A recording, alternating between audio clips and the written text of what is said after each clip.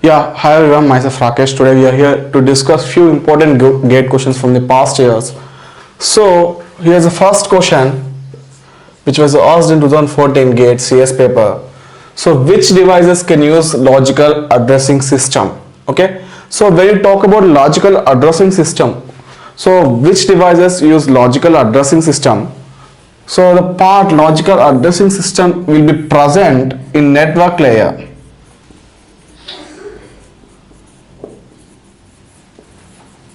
So every device will be having a physical address system as well as logical address system.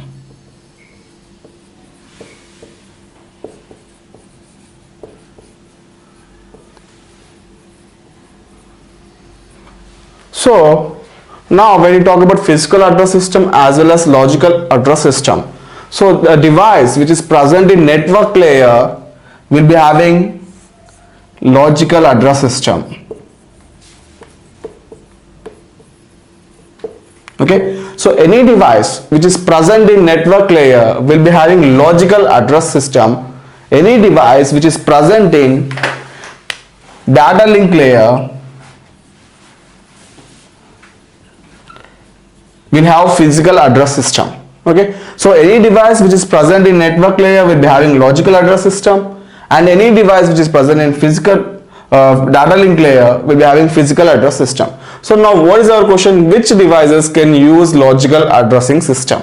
Okay, so we have first option, hub. So we have first option, hub.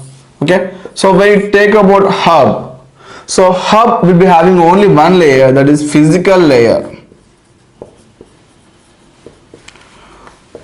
So when you talk about physical layer, there is no physical address as well as logical address will be present. So now the option hub is wrong. Okay, next when you talk about switch, so switch is a device which is having data link layer. So it will be having physical addressing system.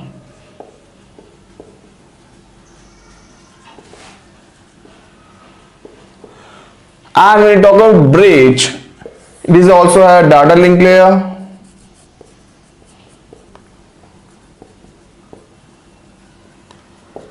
It will be also having physical address system.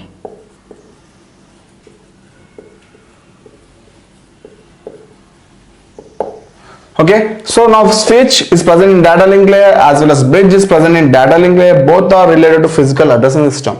So but we want the device which is present in logical addressing system.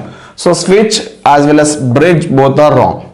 And we have final option, router. So when you talk about router, router is a device which consists of both data link layer as well as network layer. Okay, so router is a device which consists of both data link layer as well as network layer. So now we know that any device which consists of network layer will be obviously consists of logical address. So now routers will be having both layers, data link layer as well as network layer. As it is having network layer, we can represent router as having a logical addressing system. So the option for which devices can use logical addressing system is router.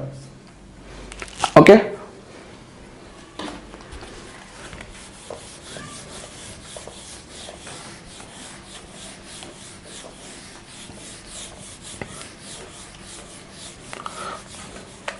So now when you see the second question, what is the network ID of the IP address 230.100.123.70?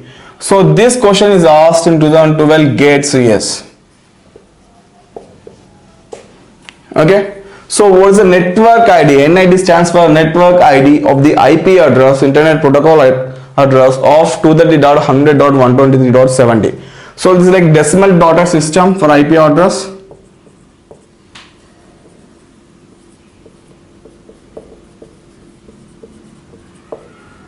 So when you go for decimal dotted system, so we'll be having classful IP address. So when you go for classful IP address, we have class A, class B, class C, class D as well as class C. Okay, So we know that class D as well as class C, okay, consists of only IP address other than network ID, no network ID. And according to the given IP address, so 230 is like first octet, okay, which belongs to class D and class C. So 230 is the first octet belongs to class D and class C. So whereas class D and class C does not consist of network ID, it is having only IP address. So what is the network ID of the IP address belongs to 30.100.123.70 is there is no network ID for that IP address. Okay, so there is no network ID for class D and class C. So now there will be no network ID for the IP address mentioned here. So next question is asked in GATE 2015 Computer Science and IT. Okay, so now the question is a 2 km long broadcast LAN has the bits per second speed around 10 power 7 bandwidth and uses CSMA and CD. So the signal travels along the wire at a rate, transfer rate 2 into 10 power 8 meters per second. So what is the maximum packet size that can be used on this network? So here the question is, what is the size, packet size we are using on particular network with the bandwidth and the transfer rate and the total distance given. So we know that according to the given distance, so 2 kilometers is the distance given by the broadcast LAN. Now the total round trip time or trip distance will be 4 kilometers. Okay, so that is double the distance which is given, that is total round trip distance is around 4 kilometers. So when you convert it into meters per second, 4 into 10 power 3 meters per second, that is 4 into 1000. So 4000 meters per second normally we call. So total round trip will be 4 into 10 power 3 meters per second. So and here you are given the transfer rate.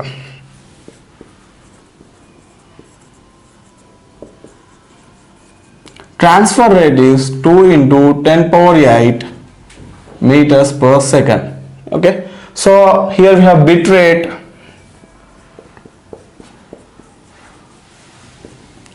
10 power 7 bits per second. Okay, so now we are calculating total transfer time.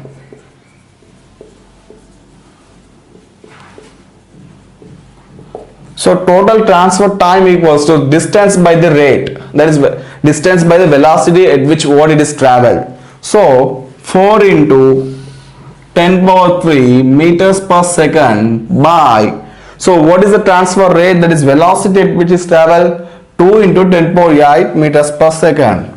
So 2 into 10 power 8 meters per second. So we'll be getting as 2 into 10 power minus 5 meters per second. So simple thing, we are given the distance. The distance is 4 into 10 power 3, that is 4 kilometers.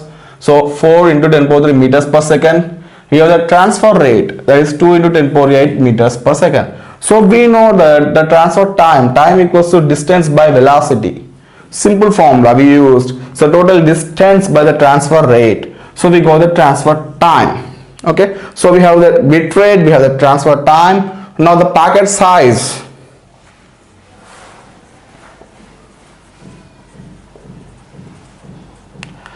Equals to 10 power 7 bits per second into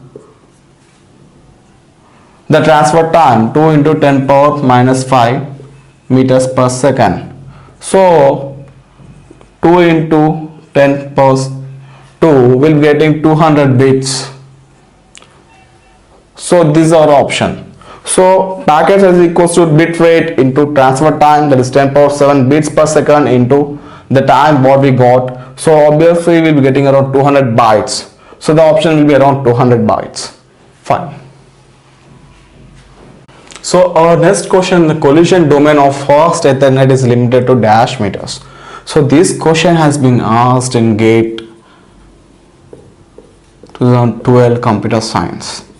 Okay, so the collision domain of fast Ethernet is limited to dash meters. So before that, what is collision domain? Okay, so we have discussed what exactly the network is. Network is something like interconnection between lot of hubs or lot of machines or lot of devices. Okay, so there is always an interconnection between a hub as well as a device or something like a gateway. So same thing here, there will be some collisions between the network but up to particular distance. So those collisions are called collision domain. So the interaction or the collisions of devices over the network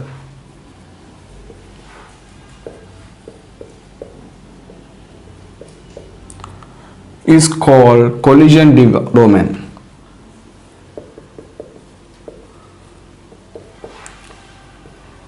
So they are asking the distance, what is the minimum distance the collision occur over a network. Okay, so what is the minimum distance we need to find that collision may occur, that is between two devices. What is the collision distance that occurs over a network? Okay, now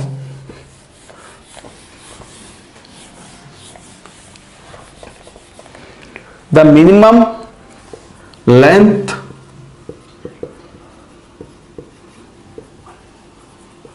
we need to find. So we know that length always greater than or equals to 2 into TP into bandwidth. So this is the time for collision. So this is a length, that is minimum length we need to find for the collision. This is a bandwidth over the network. Okay, so always the length will be greater than or equal to 2 into time for collision as well as bandwidth. Okay, so now when you take about length greater than or equals to time, will be always distance by velocity, we know that, into bandwidth. Okay, so when I want to find this distance, okay, so distance less than or equals to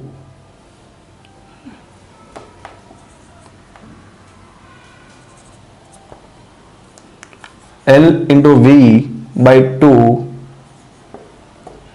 B. Okay, so distance always less than or equals to the length and velocity by 2 into bandwidth. So now the question is to find the minimum length that is for collision. Okay, so for the minimum length for occurring each collision over a network. So this is the length we need to find. So normally when the question is asked here, so we need to get all the parameters, that is length as well as velocity, and the bandwidth should be given in the question. So when these parameters are given, we can easily find this distance. But for us, there are no parameters mentioned in this question. So how can we find the minimum length that is occurring over a network? So in the question, they have mentioned fast Ethernet. So we know that for fast Ethernet, the bandwidth will be around 100 Mbps. Okay, so the bandwidth will be around 100 Mbps and the distance will be around 250 meters. This is the default distance for 100 Mbps bandwidth, 250 meters. Now when you talk about 10 Mbps speed, the bandwidth will be 2500, so length will be 2500 meters. So when you take a 1 Gbps, it will be